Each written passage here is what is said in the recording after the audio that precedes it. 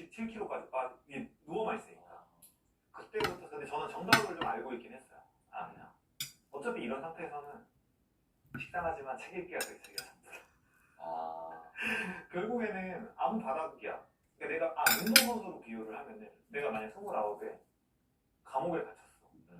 그러면 1년 후에 이제 내가 만약 출소를 해서 뭐 다시 운동선수가 되려고 해.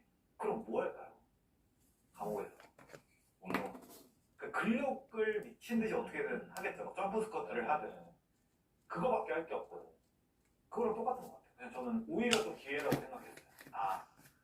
어차피 근데 실무를 하면은 제가 아까 말했듯이 실무를 하면은 크기가 크죠. 크는데 이제 결국에는 이제 근육을 만들려면 중량 운동을 해야만 되잖아요. 잘 먹겠습니다. 저는 그때 그냥 7개월 동안 진짜 모든 분야의 책을 다 읽었어요. 그게 뇌 강화하는 데 가장 좋거든요. 그러니까 예를 들어 부동산만 공부한다고 해서 뇌가 발전하는 데는 좀 한계가 있다고 보는 게 있어요. 맞아요. 뇌과학적으로. 그래서 저는 세계사랑 과학이랑 뭐 어떤 등등등을 그냥 그 지식을 얻으려고 하는 게 아니에요. 그냥 읽는 행위. 읽으면서 이해하려고 노력하는 그게 말 그대로 중량을 치는 행위랑 똑같은 거예요. 그게 사람들이 책 읽어서 그거 기억 안 나는 거 그게 아니라 그게 중요하지 않아. 저는 이거 끝까지 읽어내고 이해하고 뇌에서 이제 돌아가고 그럼 끝이에요. 그날의 중량 운동은 끝난 거야. 그래서 운동처럼 생각한 거구나. 네네. 그래서 저는 7개월 동안 진짜 그냥 일어나서 잘 때까지 책만 읽는 거 같아요. 글도 썼어요? 글은 못 썼던 것 같은데. 글도 쓰긴 썼는데 막 많이 쓰진 않았고 그거 이제 반숙 블로그에만 계란. 좀 가끔 정리하는 정도 그 공병원에도 있으니까 몰래 이제 10분 정도 해가지고 빠바바박 하는. 전역하고 뭐 했어요? 전역하고 이제 어쨌든 엄청나게 성장해 있었죠. 7개월 동안 거의 뇌 근력을 거의 미친 듯이 쳤으니까. 그래서 그때 이제 기존에 했던 사업 모델을 좀 더 강화시켜서 그거를 했어요. 그러면서 이제 옛날보다 훨씬 강해졌으니까 멘탈도 강해졌지, 이제 뇌 근력도 강해졌지 하니까 이제 그 전에는 사업하는 못했어요. 그냥 나 약간 장인같이 제가 그냥 다 쳐냈어요. 시스템화를 못 만들고. 근데 이제 여기서 제가 7개월 동안 책 읽으면서 경영이랑 경제서적도 많이 봤거든요. 그래서 결국 시스템화를 해야 되는구나. 다 위임을 해야 되고 이런 거. 그러니까 되게 많이 공부를 했기 때문에 그전에는 항상 장인으로 다 혼자 일했는데 나와서 이제 시스템화 하면서 그 다음에 잘 되고 그 다음 바로 이게 근데 또 무너질 수가 있겠다고 생각했어요. 그러니까 이별 상담 사업 이거 뭐 어떤 인터뷰를 했는데 그 사람이 갑자기 좀 저희 노하우 노출을 해버린 거예요. 그 전 1면에다가. 그분이 약간 신입 기자였는데 그래서 이게 사업이라는 게 어떤 리스크가 터지면 무너질 수 있구나 하면서 제가 이제 이상한 마케팅을 준비했죠. 이상한 마케팅, 그러니까 한 개만 포트폴리오를 다각화한 거예요. 하나만 있으면 무너졌을 때 답이 없어지니까 이게 다각화 해놓으면은 이게 뭐가 무너져도 받쳐줄 수가 있겠다.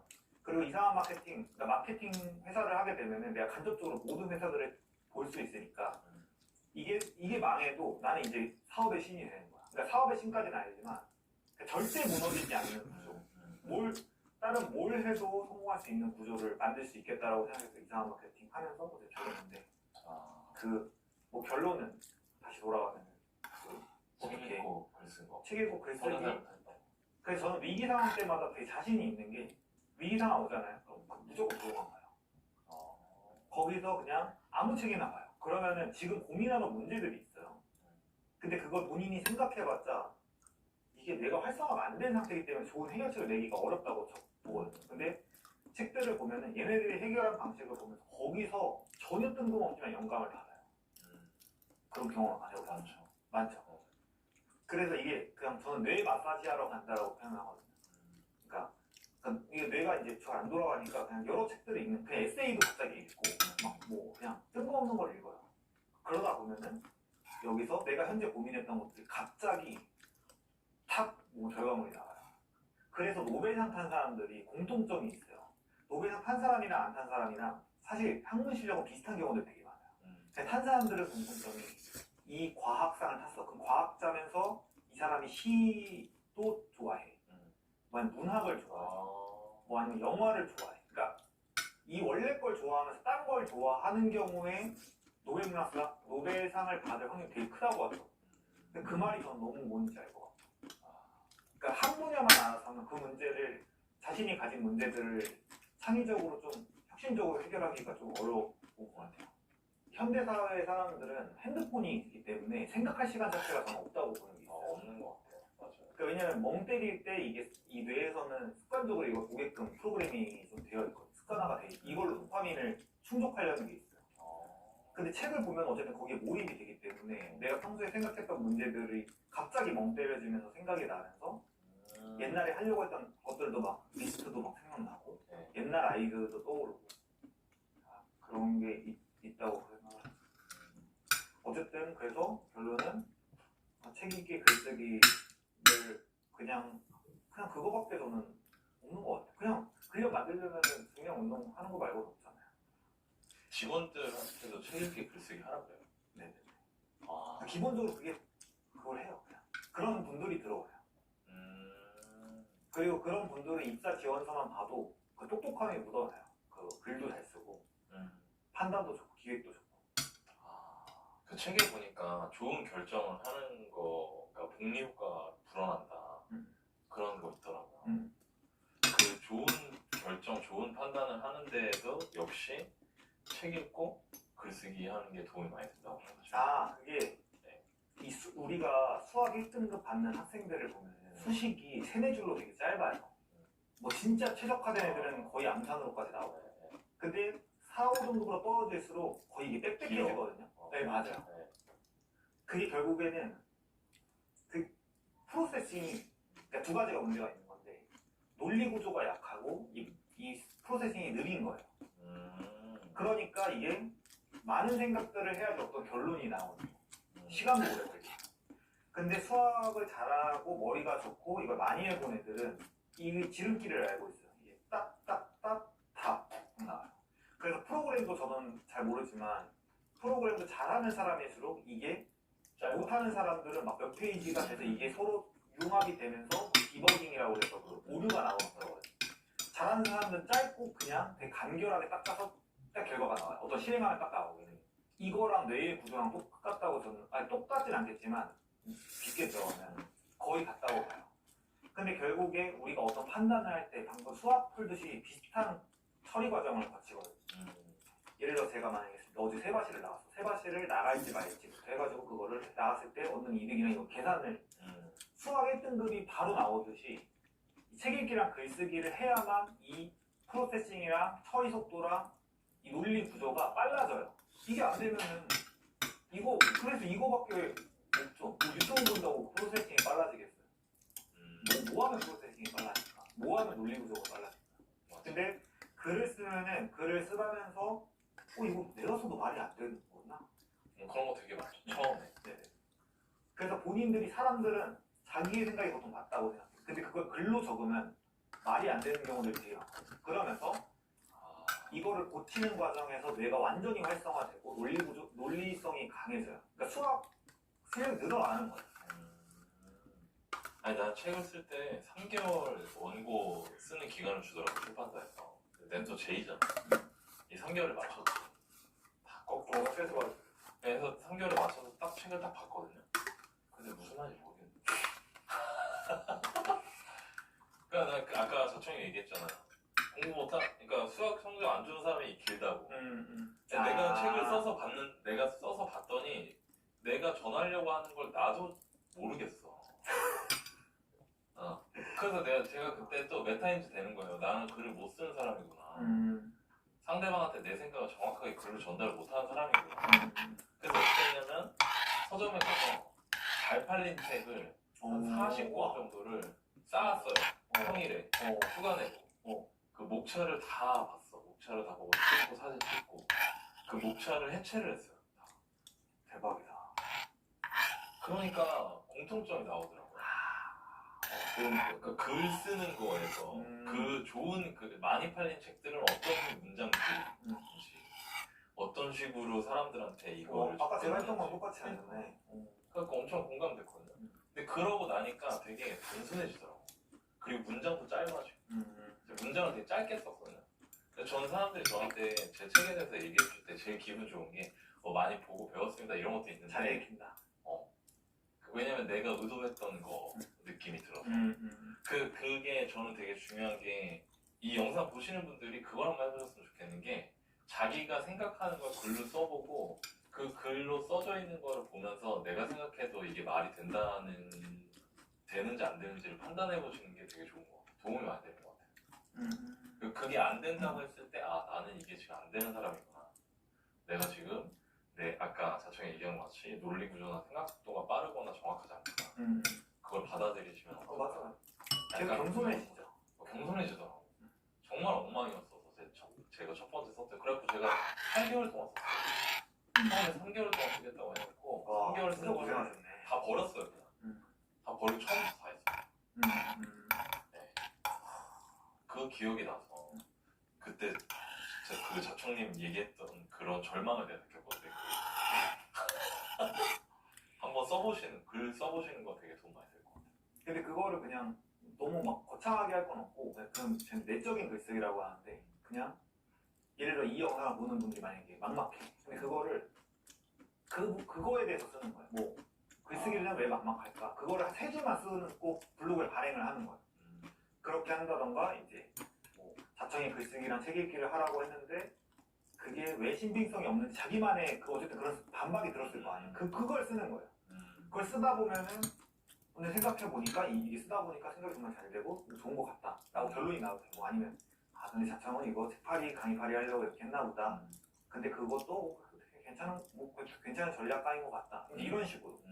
그러면 이게 장기 기억화도 되고 방금 말했던 이런 수학 실력 이게 뇌 프로세싱이 빨라지죠. 물론 그렇다고 제가 빠른 건 아닌데 저는 이제 밑바닥부터 했으니까. 그 옛날에 제가 자청님 영상 중에 자청님 직원들이랑 얘기하는 영상 하나 본 거 있거든요. 대표님이 뭐가 장점이라고 생각해라고 하니까 그분이 그 얘기를 했었어요. 우리 대표님은 자청님은 굉장히 좋은 판단을 내릴 줄 아는 사람입니다. 그래서 궁금했어요. 그게 어떻게 그렇게 되는지. 왜냐면 사람들은 좋은 판단을 못해서 어려워지거든요. 근데 뭐 저도 많이 부족하다고 생각하는데 너무 대단한 사람이 많아서 저는 그냥 이거 책에 글쓰기. 근데 보통 완전 타클은 이거를 안 해도 일단 기본적으로 유전자가 너무 좋고 일단 타고나길 너무 좋아. 일단 아빠가 완전 다이아 상장사 대표라던가 뭐. 근데 제가 말하고 싶은 건 이런 분들 보면서 좌절할 필요가 없지. 좌절이 아니라 자위하지 않았으면 좋겠어요. 저 사람은 저러니까. 책 읽기 없이도 저렇게 되는 게 이렇게 생각하는 게 좀 위험하지 않나.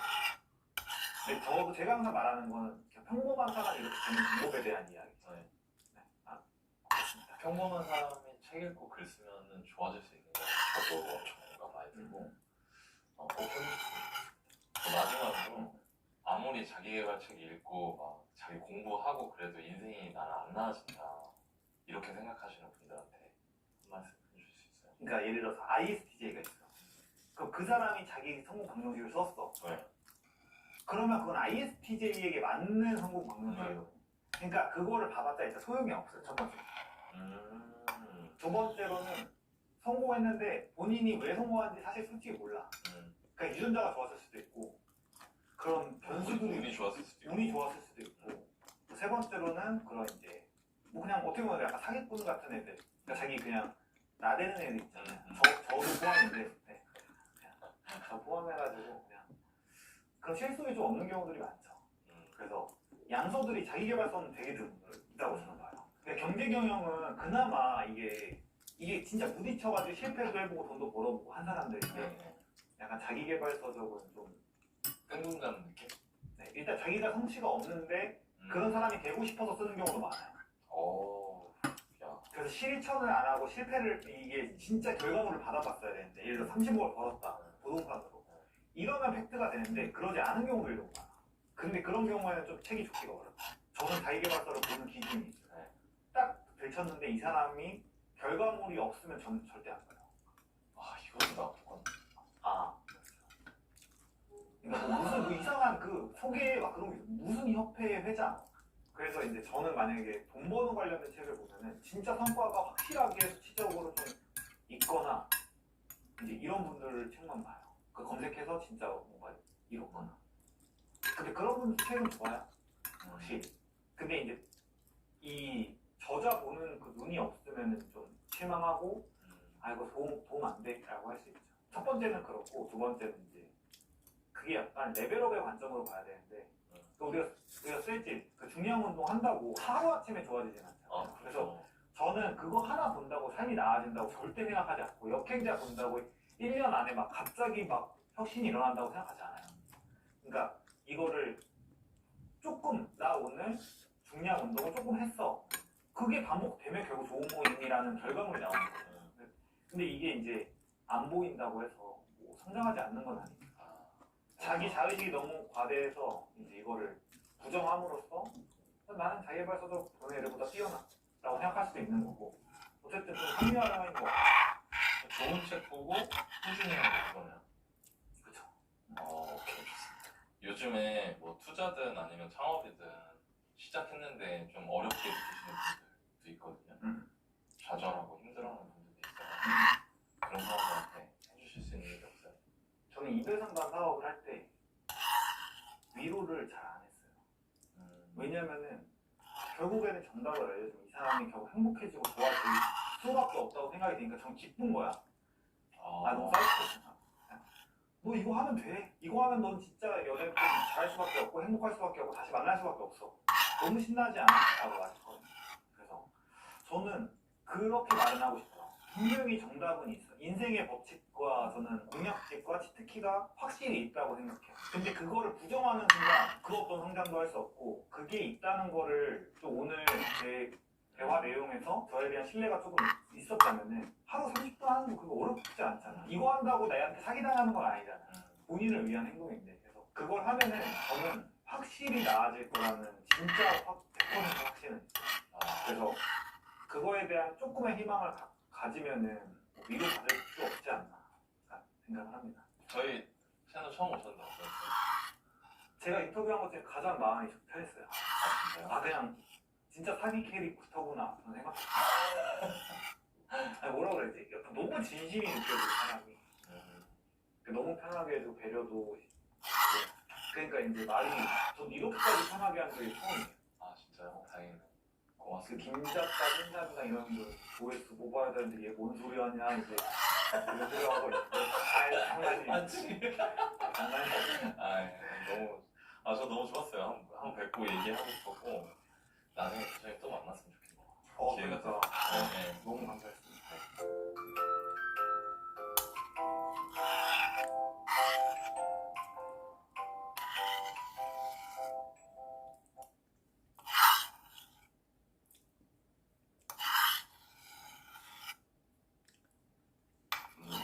그런 길의 방향이다. 그렇기 때문에 안망하고 저는 내년 초까지 투자를 안 할 생각입니다. 그럼 조만간 그 기회가 투자의 기회가 온다고 보시는 거네요? 저는 뭐 한두 번은 올 것 같아요. 그러니까 경기가 이렇게 계속 많이 침체가 오고 하죠. 솔직히 이런 말씀 드려서 그렇지만 올해 1월 정도에 이제 출연을 해주셨어요. 맞아요. 근데 그때 당시에 나는 그때 가지고 있는 미국 주식을 다 팔았다 라고 말씀을 하셨습니다. 어떻게 그렇게 팔아야 할 타이밍을 정확하게 아신 건지 저도 너무 궁금해요. 그러니까 결국에는 그때 당시 상황을 좀 돌이켜보자. 네. 시의 방향을 그쪽으로 돌려가지고 작년 제가 뭐 중순, 작년 초에서 중순까지였어요. 그때 결국에 미국장은 뭐 말도 못했어요. 역사적인 정부적으로 계속될 수 있는 상황. 그리고 다른 사람들 다 막 상업 경기부터 시작해서 모두가 다 달리자 6주식으로 이제 모두가 다 이제 환호성을 느끼고 모두가 몰려 있는 시기. 맞아요. 자, 그럼 또 그 시기를 한번 생각을 해보자고요. 모두가 환호성을 느끼는 그 시기. 제가 항상 책에도 말했었죠. 모두가 환호성을 지를 때는 큰 폭락이 올 수도 있는 시장이다. 그래서 모두가 건강하고 있을 때는 큰 상승장을 맞이할 수도 있는 시장이다라고 저는 항상 접근을 하거든요. 그래서 제가 느낄 때는 지금은 그러니까 이 뒤에 더 오를지도 모르고 오르고 나서 어떻게 변할지 그럼 뭐 어떻게 합니까? 그거는 맞추지 못하는데 지금은 이 시장에서 나는 떠나야겠다. 그 당시에? 예, 왜냐면 저는 초보거든요. 저는 초보 투자자라고 저를 생각을 해요. 저는 초보기 때문에 모두가 다 이렇게 상승을 외칠 때는 모두가 다 환호성을 지를 때는 저는 한 발자국 떨어져서 생각을 해요. 왜냐면 겁이 많아서. 예, 어떻게 보면 겁이 많아서 그런 거거든요. 그래서 달러로 그러니까 현금 보유를 좀 늘려가서 다음 두 번째 비겁한 지점을 찾아내자라는 생각으로 그때 다 정리를 했고 심지어 그때 제가 정리를 했던 가격이 테슬라 750 아까 뭐 그 영상에 자료가 남아있겠죠. 테슬라 750에 팔았는데 그때 1200까지 갔었어요. 그 이후에 팔아서. 근데 보통 그렇게 되면 후회를 하죠. 그렇죠. 아 내가 왜 팔았지? 아 이거 더 들고 있었어야 했는데 라고 맞아, 생각하는데 저는 그건 아니었었던 것 같아요. 저는 그렇게 마음을 먹지 않고 내가 가지고 있는 이 가격에 만족을 하자. 왜냐면 맞아. 그 가격을 만족을 못 하잖아요. 그 가격을 만족을 못 하면 더 이따 팔 거라고 하면 돈을 벌어도 후회되고 잃어도 후회되는 스스로의 상황을 만드는 거거든요. 그렇기 때문에 이제 판매를 팔아버릴 때는 미련도 갖지 말고 그냥 맞아, 팔고 맞아. 그 가격에 만족을 해서 다음 투자의 지점을 한번 잡아보자라는 마인드로 접근을 하셔야 올바른 투자의 방향의 시계로 흘러가는 것이다. 그럼 지금 라고 테슬라는 생각해요. 가격이 얼마나 돼요? 지금 이제 560인 아니 600대 초반까지 떨어진 걸로 알고 있고요. 근데 지금 800 넘는 걸로 알고 있고 지금 다시 이렇게 좀 상승장으로 어느 좀 접어들었죠. 회복을 한 상태네요. 그렇죠. 근데 이제 지금의 상황은 그렇지만 또 앞으로 이제 벌어질 상황. 뭐 CPI 지수니까 소비자 물가 지수가 8.6 나왔잖아요. 그러니까 9.1이 안 나오고 8.6이 올라됐다고 해서 지금 주식이 좀 상승을 했거든요. 약간. 한번 보자고요. 그 그래프를. 정말 이렇게 올라가다가 소비자 물가 지수 약간 꺾였다고요. 위에서. 근데 이 주는 정말 저희 같은 초보 투자자들은 투자하기 정말 힘든 시기예요.